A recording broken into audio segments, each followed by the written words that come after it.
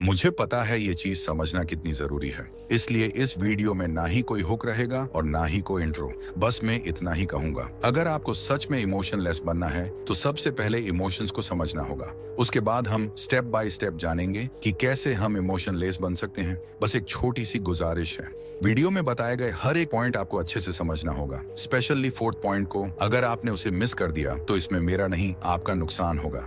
Emotion मतलब तुम्हारे अंदर उठने वाली वो फीलिंग जो किसी भी सिचुएशन के रिस्पॉन्स में होती है। सिंपल शब्दों में कहूं तो इमोशन तुम्हारे अंदर का एक ऐसा रिएक्शन है जो तुम्हें बताता है कि तुम किसी चीज को कैसे महसूस कर रहे हो। जैसे तुम्हें कोई खुश करने वाली बात कहता है तो तुम्हारे अंदर एक हल्का सा एनर्जेटिक फील आता है, तुम्हारा चेहरा खिल जाता है। ये होता है इमोशन ऑफ हैप्पीनेस। जब कोई तुम्हें इग्नोर करता है या कुछ बुरा बोल देता है तो तुम्हारे अंदर जलन या फिर गुस्सा आने लगता है, और ये होता है इमोशन ऑफ एंगर। तो अगर सिंपल में बोलूं तो इमोशंस तुम्हारे दिमाग और दिलों का वो सिग्नल होता है जो तुम्हें बताता है कि तुम्हें कोई चीज अच्छी लगी या बुरी। फॉर एग्जाम्पल, मान लो रात में तुमने एक वीडियो अपलोड किया और सुबह उठकर देखा उसमें 1 लाख व्यूज आ गए थे। अब तुम्हारा चेहरा ऑटोमेटिक स्माइल करने लगता है, एनर्जी बढ़ जाती है। यही है इमोशन ऑफ हैप्पीनेस। अब जरा सोचो, उसी वीडियो में किसी ने नेगेटिव कमेंट कर दिया तो तुम्हारा मूड तुरंत उतर जाएगा, मन में गुस्सा और थोड़ा सैडनेस आएगा। ये है इमोशन ऑफ एंगर। एक चीज यहाँ पर नोटिस करो, सिचुएशन सेम प्लेटफॉर्म में हुई लेकिन रिएक्शन अलग था। यानी इमोशन सिचुएशन से नहीं बनता, उस सिचुएशन को तुम कैसे महसूस करते हो, क्या मीनिंग देते हो, उससे बनता है। अगर तुम किसी बात को पॉजिटिव मीनिंग दोगे तो इमोशन अच्छा होगा, अगर तुम उसी बात को नेगेटिव मीनिंग दोगे तो इमोशन बुरा हो जाएगा। अब एक सवाल आता है कि आखिर ये इमोशंस आते कहां से हैं? देखो, ब्रेन एक सुपर कंप्यूटर जैसा है जिसके अंदर हर चीज के लिए अलग अलग सिस्टम बना हुआ है। उसी में एक सिस्टम होता है थिंकिंग का जो डिसाइड करता है क्या सही है और क्या गलत। ये लॉजिकल पार्ट है। और एक सिस्टम होता है फीलिंग का, जिसे हम कहते हैं लिम्बिक सिस्टम। इसी के अंदर एक छोटा सा एरिया होता है अमिगडाला। यही हमारा इमोशन सेंटर है। जब कोई चीज होती है, जैसे किसी ने तुम्हें थैंक यू बोला या किसी ने तुम पर चिल्लाया, तो उसका सिग्नल सबसे पहले ब्रेन में जाता है। लेकिन इंटरेस्टिंग बात यह है कि ये सिग्नल सबसे पहले अमिगडाला यानी इमोशनल ब्रेन तक पहुंचता है और उसके बाद हमारे थिंकिंग ब्रेन तक। मतलब तुम पहले फील करते हो, फिर सोचकर रिएक्ट करते हो। चलो इसे एक एग्जाम्पल के थ्रू समझते हैं। मान लो तुम रोड पे चल रहे हो, अचानक एक डॉग तुम पे भौंकता है। उस मोमेंट पर तुम सोचने नहीं बैठते कि ये डॉग फ्रेंडली है या डेंजरस। तुम सीधे पीछे हट जाते हो या फिर रिएक्ट करते हो।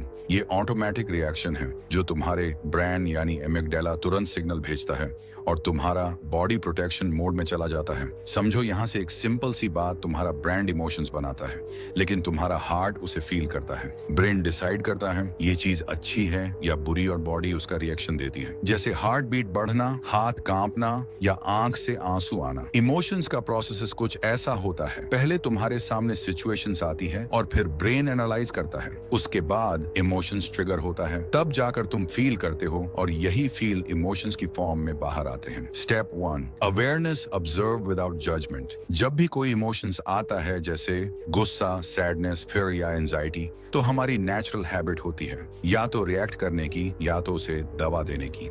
लेकिन सच कहूं तो ये दोनों ही गलत है, क्योंकि रिएक्ट करने का मतलब है तुम्हारा इमोशन तुम्हें कंट्रोल कर रहा है और दबाने का मतलब है तुम उस इमोशंस को इग्नोर कर रहे हो, जिससे वो और ज्यादा स्ट्रांग होकर बाहर आता है। इसीलिए सबसे पहला स्टेप है अवेयरनेस, मतलब ऑब्जर्व करो बिना जज किए। फॉर एग्जाम्पल, मान लो तुम्हें गुस्सा आया तो नॉर्मली तुम रिएक्ट करते हो, चिल्लाते हो, जस्टिफाई करते हो या किसी पर अपना गुस्सा निकाल देते हो। लेकिन इस बार सिर्फ रुक जाओ, कुछ मत बोलो, कुछ मत सोचो, सिर्फ फील करो, नोटिस करो अपने अंदर क्या हो रहा है। हार्ट बीट फास्ट हो रही है या सांसें छोटी हो रही है, बस आप ऑब्जर्व करो। हाँ, मेरे अंदर गुस्सा है, लेकिन उस गुस्से को मेरा मत बोलो, मत सोचो मुझे गुस्सा आया, बस इतना सोचो गुस्सा आ रहा है। इस छोटी सी बात में बहुत ज्यादा डिफरेंस है, क्योंकि जैसे ही तुम ऑब्जर्व करते हो तुम इमोशन के अंदर नहीं रहते, इमोशन के ऊपर खड़े हो जाते हो। अब सवाल आता है, ये अवेयरनेस क्या करती है? देखो, अवेयरनेस तुम्हें गैप देती है तुम्हारे इमोशन और तुम्हारे रिएक्शन के बीच। इसी गैप में ही तुम्हारा पावर छुपा होता है। जितनी देर तक तुम ऑब्जर्व करते रहोगे उतना ही इमोशन अपनी इंटेंसिटी को लॉस करता रहेगा और कुछ सेकंड बाद तुम देखोगे कि वो गुस्सा या सैडनेस धीरे धीरे डिसॉल्व होने लगता है। ये कोई मैजिक नहीं है, ये सिर्फ तुम्हारा कॉन्शियसनेस का कंट्रोल है। यही है माइंडफुलनेस। माइंडफुलनेस का मतलब होता है इमोशन फील करो पर उसे दबाओ मत। मतलब अपने अंदर सब कुछ महसूस करो लेकिन इमोशंस के गुलाम मत बनो। जैसे फोन पर नोटिफिकेशन आते हैं, अगर तुम हर नोटिफिकेशन पर रिएक्ट करोगे तो तुम डिस्टर्ब हो जाओगे, लेकिन अगर तुम बस ऑब्जर्व करोगे और डिसाइड करोगे कब और क्या रिस्पॉन्स करना है, तब तुम कंट्रोल में रहोगे। Step 2, detach from thoughts. Her emotion एक थॉट से पैदा होता है। इमोशंस हवा से नहीं आते, उसका एक सोर्स होता है, तुम्हारी सोच। जब तुम सोचते हो किसी ने मुझे इग्नोर किया, तो ये सिर्फ तुम्हारे थॉट है, लेकिन तुम्हारा माइंड उस थॉट के आसपास एक कहानी बना लेता है, जैसे मैं उसके लिए इंपॉर्टेंट नहीं हूँ, अब मेरी उसको कोई जरूरत नहीं है, और इसी कहानी से जन्म लेता है सैडनेस, इनसिक्योरिटी और लोनलीनेस। लेकिन अगर तुम थोड़ा रुको, थोड़ा ऑब्जर्व करो, तुम्हें समझ आएगा ये सिर्फ एक मेंटल मूवी है। रियलिटी में बस इतना हुआ था कि किसी ने तुम्हें इग्नोर किया, बस बाकी सब तुम्हारे माइंड में क्रिएट किया। इमोशनलेस बनने का मतलब ये नहीं होता कि तुम्हें थॉट आना बंद हो जाएंगे। थॉट तो आते रहेंगे, क्योंकि तुम्हारा ब्रेन एक मशीन है जो हर सेकंड में हजारों सोच बनाता है, कुछ सच, झूठ और कुछ बस इमेजिनेशन। तुम इन सब को कंट्रोल नहीं कर सकते, लेकिन तुम इनके साथ अटैच होना या डिटैच होना डिसाइड कर सकते हो। इमोशनलेस बनने का मतलब ये है तुम डिसाइड करते हो कि किस थॉट को एक्सेप्ट करना है और किसे इग्नोर करना है। मतलब तुम्हारे थॉट्स तुम्हें खींच नहीं सकते जब तक तुम उन्हें बिलीव नहीं करते। Step 3, stop seeking validation. Emotion सबसे ज्यादा तब एक्सप्लोर करते हैं जब तुम अपनी वैल्यू दूसरों के ओपिनियन पे छोड़ देते हो। जब तक तुम चाहोगे ये लोग तुम्हें समझे, तुम्हें अप्रिशिएट करें, तुम्हें एक्सेप्ट करें, तब तक तुम्हारा इमोशनल स्टेट दूसरे के हाथों में रहेगा। जरा सोच के देखो, जब कोई तुम्हें इग्नोर करता है तुम हर्ट फील करते हो, जब कोई तुम्हें कॉम्प्लीमेंट करता है तुम हैप्पी फील करते हो, यानी तुम्हारा मूड उनके एक्शन के रिमोट से कंट्रोल हो रहा है। और जब तक ये रिमोट उनके हाथों में रहेगा तब तक तुम कभी इमोशनली फ्री नहीं हो सकते। इमोशनलेस बनने का मतलब ये नहीं है कि तुम्हें किसी की परवाह ही ना हो, इसका मतलब ये है कि तुम्हारा सेल्फ अब किसी के बिहेवियर पर डिपेंड नहीं करता।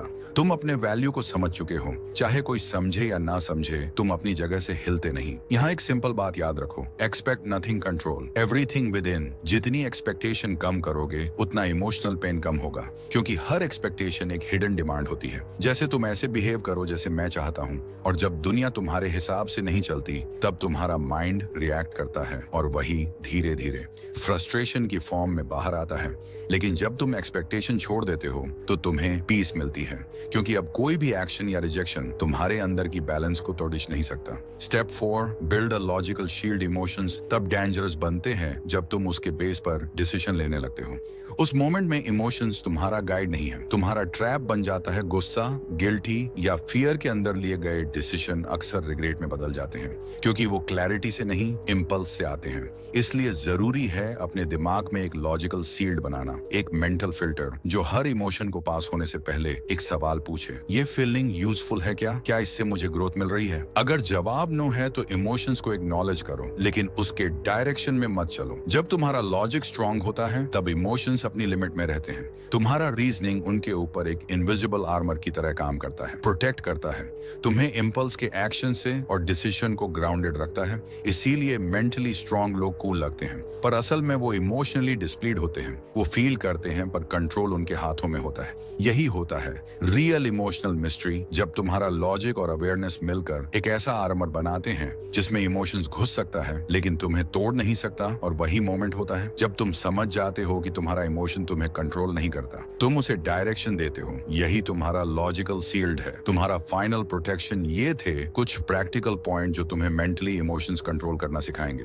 अब डिसाइड तुम्हें करना है कि तुम गुलाम बनोगे या उनके मास्टर। और हाँ, मैं तुम्हारी हर एक कमेंट का रिप्लाई करता हूँ, इसीलिए कोई भी सवाल हो तो कमेंट में जरूर पूछना, मैं उसका रिप्लाई जरूर करूंगा। चलो अब वीडियो को लाइक कर दो, और अगर अभी तक आप मुझसे जुड़े नहीं हो तो चैनल को सब्सक्राइब करके हमारी इस छोटी सी फैमिली में जुड़ जाओ, क्योंकि यहाँ पर हमेशा कुछ नया सीखने को मिलता है। चलो फिर मिलते हैं एक ऐसे ही पावरफुल वीडियो के साथ।